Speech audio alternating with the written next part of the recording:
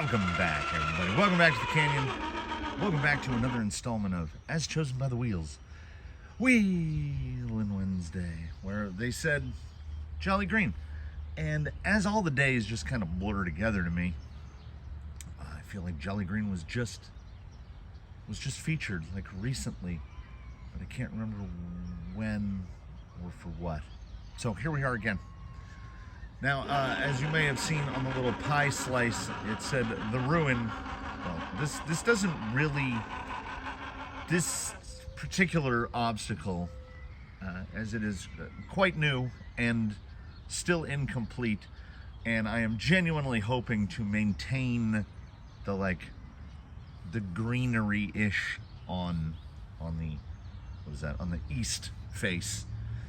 I'm hoping to keep that, but we'll see. Summer, it might not look like it. Again, we have another day without shadows, but summer approaches inexorably. Is that steep? It isn't for this guy. So I do remember that last time he was out, I couldn't tell if the squeaking was birds, the chirping was birds or him.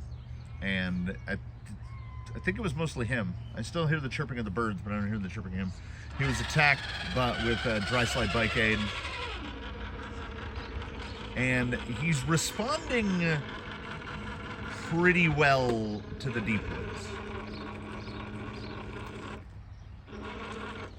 I think I mentioned in one, they're not perfect, but they're certainly doing better than what I was getting from, and I don't know why. This is so strange to me. Like, there'll be no changes in setup, no changes in component, nothing. And I mean, if you've never seen the underside of a TRX6, you have a link mounting position for each end of the suspension link. There's no adjustability. The only adjustability at all is that the shock towers, the upper mounting holes of the shock towers have, I think, 3 holes for each of the rear shocks, and that's it. That's the amount of adjustment. We extract all of our performance by being the world's angriest caterpillar. So this is Duratrax mediums in the rear 4 and double buns in the front pair. And it has certainly helped the steering.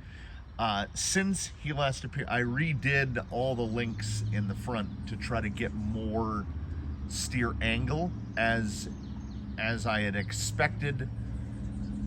Again, having made no changes, all of a sudden at lock this way, the drag link was hitting the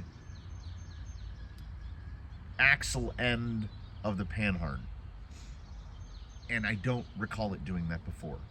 So the only drawback right now is I reused the hollow balls that were in the old fittings, and the drag link, particularly the fitment of the ball, because they're the, like, I want to say they're the RC 4-wheel drive angled ends. The fitment is not perfect. So the ball kind of wobbles around in the end. It's really bad steering this direction. You can get quite a bit of slop in it. There's less slop this way for some reason, but there's, I mean, at some point I'll get him over here and we can just pick him up. But yeah, the deep woods feel really good. I do also, someone in the comments said 3D printed in the front. Yeah, probably.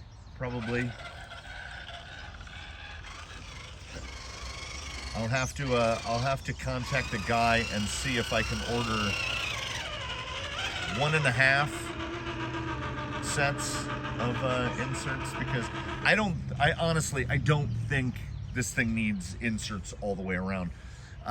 Because the rears need to be so soft, because so much load is being distributed. Also, we went from a 475 to a 465, and I feel like that made an appreciable difference. Right there. Now, I wanted to. Wow, his rear bumper just took a big chunk of concrete off.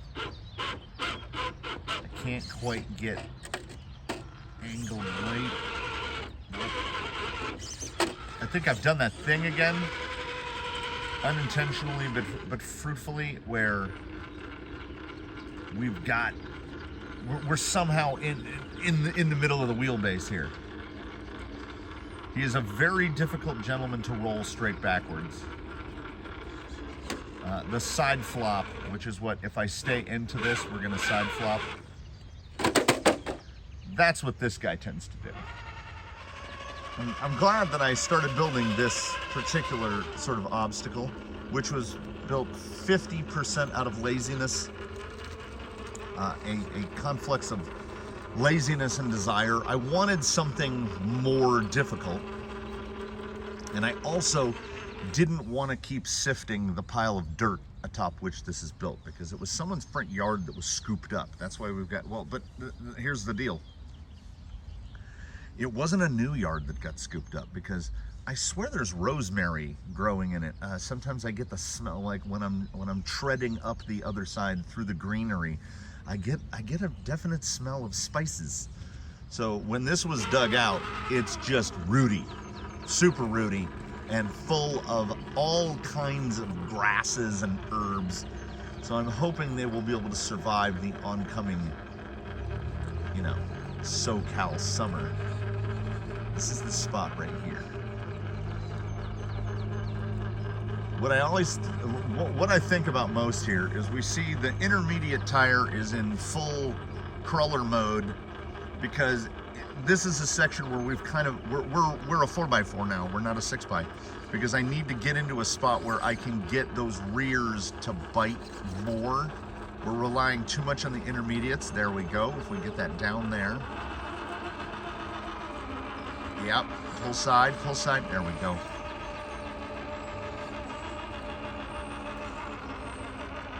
I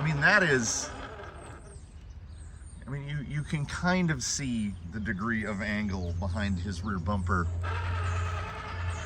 That is not steep. So I needed somewhere to test stuff like this guy. And again, this level of performance brought to us by my continued, over that lip, what lip? Over my continued amazement at how good Dirt Truck's fossils are, a super balanced tire. And I like them so much that I bought them again. I have a fresh set sitting on the bench that are gonna go to someone, and I primarily wanna do some tests on them. I wanna run them, I wanna pick a rig, and I want to run them on the included medium foams, and then I want to try them on double buns and see how they respond to double buns, because there hasn't been a double bun inside a fossil yet. We know the deep woods responds. Yeah, most people have a really hard time going up that little ladder section. Not so much this guy though. Okay, we'll go a little more vertical face here. He's a very noisy boy, and I have thought, well, maybe he needs like a rebuild and going through. He doesn't have that much wheel time. He's never been driven in anything really inclement. I think that just that Axe 550 is just, it's just kind of loud. And then, as I'm pretty sure I mentioned in the last one, I don't want to echo myself, but one plastic gear in the entire vehicle. So it's just metal on metal everywhere. And then I was sitting down last time when I brought him out to drive him, and it was not documented. I took a picture for the gram. When I was out here driving him, I was trying to think, how many gears are in a TRX6? Because we've got 2 at each wheel, so that's 12. And then we have 2 in each axle, so that's 6. So that's 18 already. That's 18 gears before we get to the gearbox. So spur and pinion takes it to 20. Now he has a single speed, so that means that there's only 1, 2, 3, 4, 5, 6, 7 in the gearbox. So there's 27 gears in this thing. They are all straight cut, and 26 of them, well, no, that's not true. The differentials are not straight cut. The rings and the pinions are not straight cut. So we've got 20 straight cut gears and 1 plastic gear. So this is kind of as quiet as he gets. Oh. But like I say, he's very difficult to roll backwards. He just makes that, like, I like his diesel. I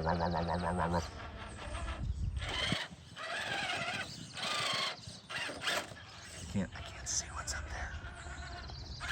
Woohoo! If you've never wheeled a 6x6, I mean, I think you should.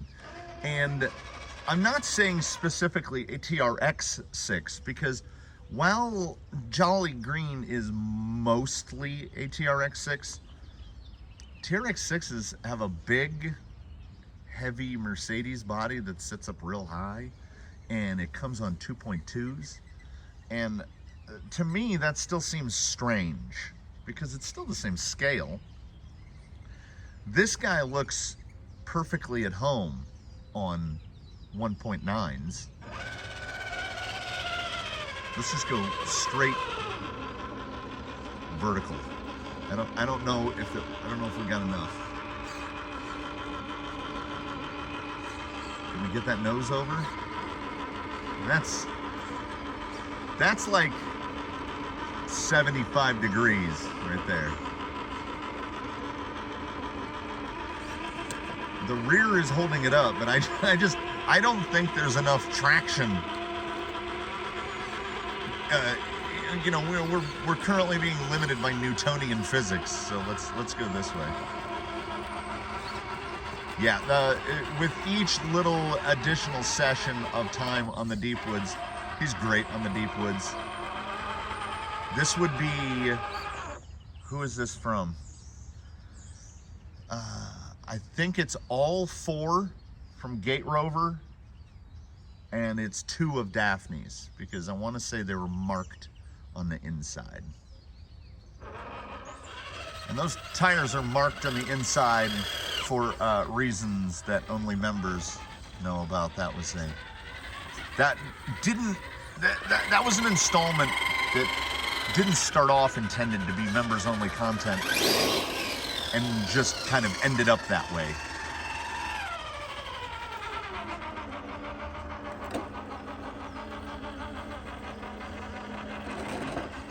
Oh, I got that metal underneath.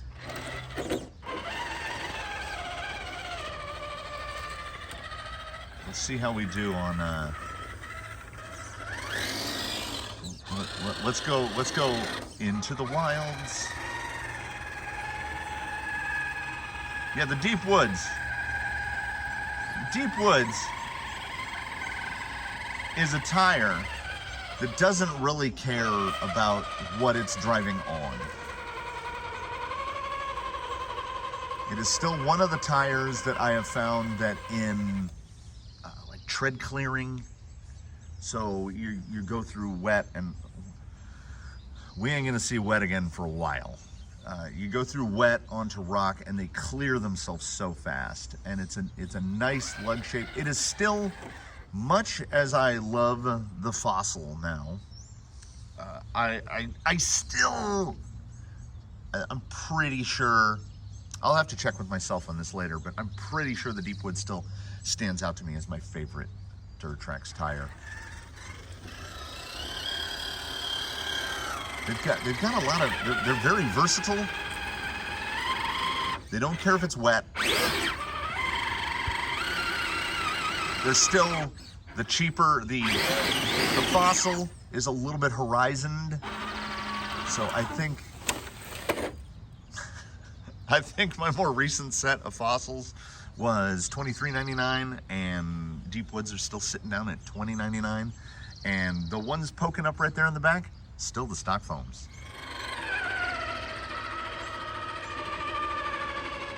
So I think because, oh, even this guy gets the little slide down right here. I didn't realize how there's a real, let's see if I can find it again. There's a real slip point right there. I think it's hard to see, but we'll see the front tires come up and they get right there and it just sweeps to the left. I love when I accidentally make something far more difficult than it needs to be. We've got another little step-up lip here that I've been working on. I've presented him a tiny bit of a challenge. Oh, that's a good bead lock.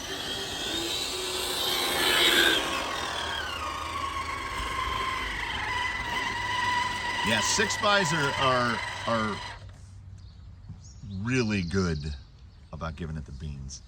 And I think back to that comment on a video where this was ages ago, where I had talked about, man, I really want to try a 6x6, but I don't want to buy a TRX6 because it's going to be chock full of Traxxas electronics, and I don't want any of that. And the only way to get a TRX6 is to buy a TRX6.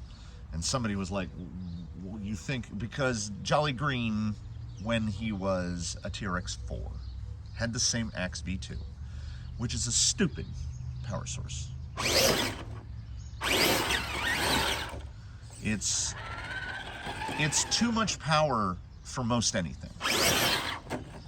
And someone in the comments was like, why don't you just buy the parts and turn your TRX4 into a TRX6? And I just sat there and I just stared at the screen for a while, and I was like, I guess I'm too close to the problem. Like that had genuinely never occurred to me. And then it was like $200 to turn him in from a TRX4 into a TRX6. And as he was my first crawler, the thing that I bought on a caffeine-fueled bout of insomnia, I had already dropped probably $1,000 into it, just throwing brass at it and making needless upgrades. So he was my guy. Like now, we fast forward a while, and I feel like I know more. Like I know what need be done and what doesn't need be done. Like it's a short list of rigs that don't have knuckle weights on them, because it's an easy, non-rotating way to get weight in the front. This guy's got a decent amount of weight in the front. He's got brass C-hubs and portal boxes and knuckle weights on top of the portal boxes, because we want to, I have mentioned this before, not specifically in regards to 6x's, but just in general.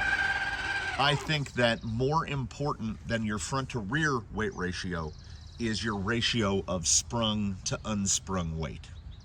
I want to get my unsprung weight as high as possible, because that low weight down on the axles and the wheels will help keep you planted. It's going to improve side hilling, it's going to improve forward drive, it's going to improve everything.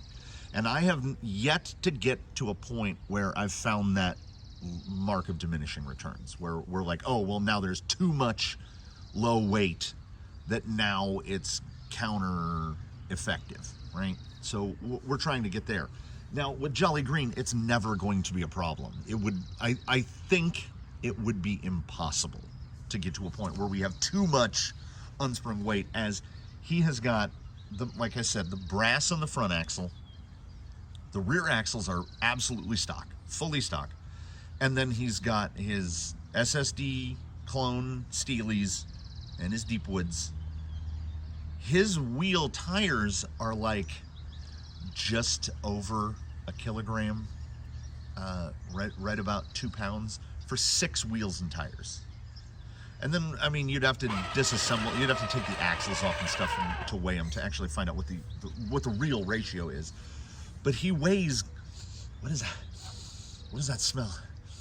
It smells like, it's kind of oniony, spring onions. I don't know. Is that wafting in, or am I shredding it up over here and then getting a scent of it because there's all sorts of stuff growing out of that thing. I don't know what half of it is. So he's 12 pounds.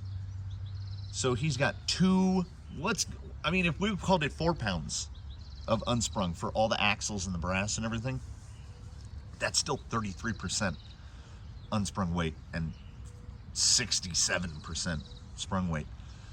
And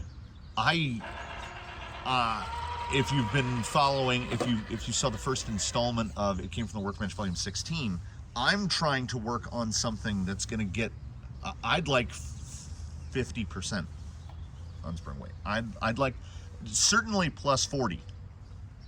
And I have 2 pounds.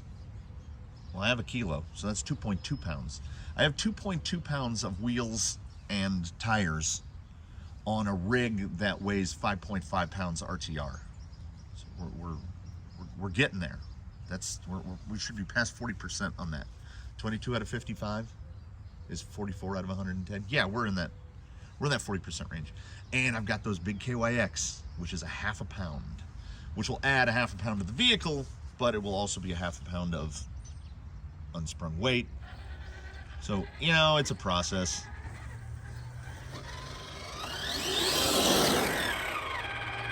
I'm in an enviable position to some. I'm in a position where I feel like I have too much content. I have everything for a build. For It Came from the Workbench 17, sitting under the bench right now. And I'm not going to tell you what any of it is, but it's all waiting. I mean, everything: radio, servo, motor, speed control, chassis, all the bits, the axles, everything. I have everything that I need to start that one. But 16 is just barely underway, so we're gonna go with that for a little while. And 15 is well, if you saw, 15 is real close to being something real nice. I think he needs 3D printed inserts. Oh yeah, maybe that'll be it. 4 Tusk inserts and 2 Deepwoods. Yeah, might try that. So you know what? We mush around this. Wednesdays, Wheelin Wednesday tends to be more of a how is the setup working? And I will tell you this: if you don't, and I'm not shilling, like I say, I make like 30 cents when somebody buys something on Amazon, but you should have a bottle of Dry Slide Bike Aid in your toolbox, because he got the Bike Aid right before he came out here, and I kid you not, everything is better, because if you have something sticking, binding, moving slowly, it's going to affect handling universally. It's going to hit every point of handling. And this guy now is smooth and fancy free. He's still a noisy boy, but he's so good. I do love a 6x. Like, he conquers. Can you get up on here? Oh yeah. Jolly Green, what a guy. What a day. So with that, I'm so mellow right now, everybody. I love, like, Wheelin Wednesday is one of my favorite parts of the week. I come out here, sit on an old bucket chair, I listen to the burbs, I do some wheeling around on an obstacle chosen at random by a wheel, in a rig chosen at random by a wheel. And I think life's pretty good. It reminds me of a favorite lyric from Mr. Joe Walsh. He said, "I can't complain, but sometimes I still do. Life's been good to me so far." I think that's fairly accurate. I can't complain, but sometimes I still do. So I hope your week and I hope your Wednesday is going as well as mine. I hope you tune in for all the stuff we've got coming up. I'm still eyeballing whatever the next junk view is, and now I'm anxious for the next junk view because we've had some good stuff. It's been genuinely surprising. So I look forward to seeing you again soon. I wish I knew how to make like a postcard frame. I would put a postcard frame around this with the "Wish you were here" down at the bottom. Come out and try the bridge and tunnel. I can't, and I only get comments from people that are like, "Man, I would really love to drive there. Too bad I live 3,000 to 8,000 miles away." Isn't that just the way? I don't know if it's that I don't get people that live in Southern California, or there just aren't that many people that drive rock crawlers in Southern California. I don't know what it is. The algorithm is hiding them from me. Let's go with that. So to all of you out there who have been exposed to me via the algorithm, hey, thanks for stopping by. Check out the videos. I upload way too many. And to quote another lyric from a song by the group Flux Pavilion, I can't stop. Truer words have never been said. So do all that usual stuff about liking and subscribing and commenting below and considering a channel membership. And then we will meet again very soon with some other thing or maybe the same thing. We'll see what happens. And I'll see you then.